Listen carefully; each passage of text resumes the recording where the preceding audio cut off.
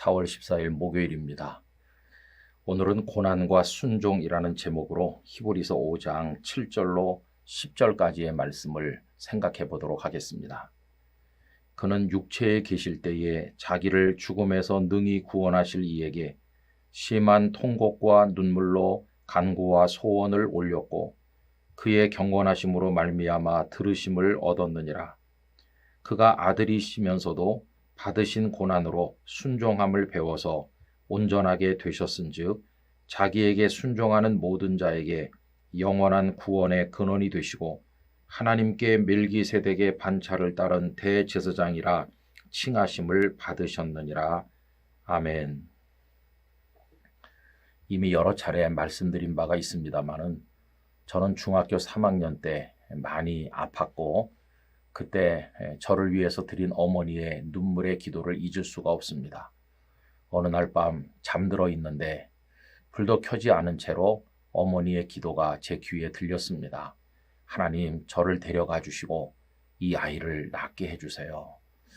제 위에 이렇게 머리를 숙이시고 방울방울 눈물을 흘리시면서 같은 기도를 1시간쯤이나 반복하시는데 그 어머니의 눈물이 제 얼굴에 방울방울 떨어졌던 것이 기억이 납니다.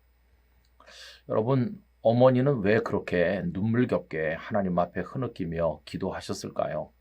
첫째는 저의 어머니시기 때문이고 두 번째로는 그렇기 때문에 저를 사랑하셔서 그렇게 기도하신 것입니다. 여러분, 겪지 않아도 될 그 마음의 고통을 겪고 흘리지 않아도 될 눈물을 흘리면서 그렇게 간절하게 기도하신 것은 어머니의 사랑 때문인 것이죠. 다른 이유는 아무것도 없습니다. 우리 예수님을 생각해 보면 참 마음이 아프죠. 오늘 읽은 본문에 있는 것처럼 예수님께서도 말할 수 없는 눈물로 하나님 앞에 간구하셨어요. 여러분, 그분이 뭐가 아쉬워서 하나님 앞에 그렇게 눈물의 기도를 드릴 필요가 있나요? 아무 그럴 이유가 없지요. 예수님의 기도가 어떻습니까? 7절에 보면 그는 육체에 계실 때에 자기를 죽음에서 능히 구원하실 이에게 심한 통곡과 눈물로 간구와 소원을 올렸고 라고 되어 있습니다. 육체로 이 땅에 계시는 동안 사람이 되셔서 이 땅에 와 계신 그동안에 자기를 죽음에서 능히 구원하실 하나님께 여러분, 그분이 죽으실 이유가 있나요? 없지요. 그런데 우리 죄를 다 짊어지셨기 때문에 우리 대신 죽으신 거 아닙니까? 그 상황에서 심한 통곡과 눈물로 간구와 소원을 올렸다. 그렇게 하시지 않으셔도 될 분이 왜 그렇게 되셨나? 그런 기도를 드리셔야만 했나? 그게 다 우리를 사랑하시기 때문인 것이죠. 여러분, 주님의 우리를 향한 사랑과 그 눈물을 생각해 보면 정말 주님 앞에 감사하지 않을 수가 없지 않습니까? 그리고 주님께서 그렇게 하신 또 하나의 이유가 있다면 하나님을 향한 사랑 때문이었어요. 성부 하나님께서 우리 인생들을 구원하시기 위해서 예수님을 세상에 메시아로 보내셨고 그 십자가를 지게 하셨기 때문에 성부 하나님께 대한 사랑으로 인해서 그렇게 고난의 길을 걸으신 것이었어요. 그럼 여러분, 이 하나님께 대한 주님의 사랑이 어떻게 표현됐습니까? 다른 게 아니라 순종이었어요. 아버지를 사랑하시기 때문에 기꺼이 순종하셔서 이 땅에 메시아로 오셨고 고난을 받으신 것이죠. 그래서 오늘 읽은 말씀 가운데 가슴에 정말 맺히는 구절이 하나 있죠. 그게 뭐냐 하면 그가 아들이시면서도 받으신 고난으로 순종함을 배웠다 하는 이 8절입니다. 그가 아들이시기 때문에 존귀한 분이시기 때문에 그런 고난을 받지 않으셔도 됨에도 불구하고 그런 고난을 받으신 것은 아버지를 향한 순종의 사랑 때문이었다. 이렇게 말씀하고 있는 것이죠. 여러분, 우리 창세기에서 보는 것처럼 모리아 산에 아들 이삭을 제사하기 위해서 아브라함이 이삭을 앞세우고 올라갔을 때를 생각해 보세요. 이삭은 아버지께서 하나님께 올리려고 하는 그 제사의 제물이 자기 자신인 걸 알았을 때 거역하지 않았어요.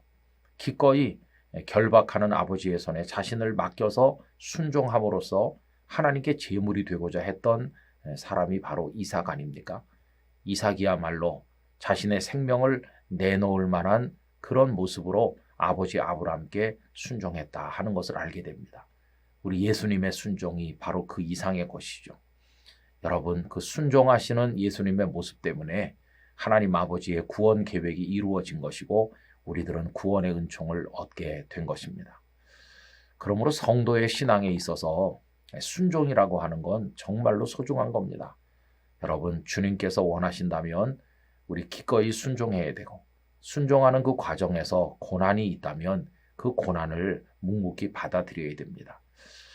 고난이 없고 행복하고 즐거운 것에만 순종하는 것은 그건 옳지 않은 것이죠. 주님께서 때때로 고난을 명한다 할지라도 기꺼이 순종함으로 받들어서 우리 예수님의 뒤를 따라가는 성도들이 다 되어야만 할 것입니다. 그런 믿음을 하나님께서 우리들에게 주시기를 진심으로 기원합니다.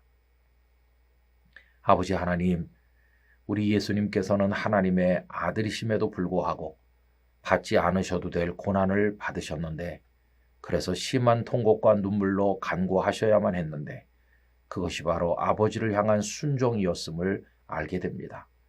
순종하는 이에게 때로는 고난이 있고 그 고난을 받아들이는 것이 순종이라면 저희들도 신앙의 과정에서 하나님의 뜻에 순종하여 필요하다면 고난도 달게 받을 수 있는 믿음의 사람이 되게 하여 주시옵소서. 예수님의 이름으로 기도하옵나이다. 아멘.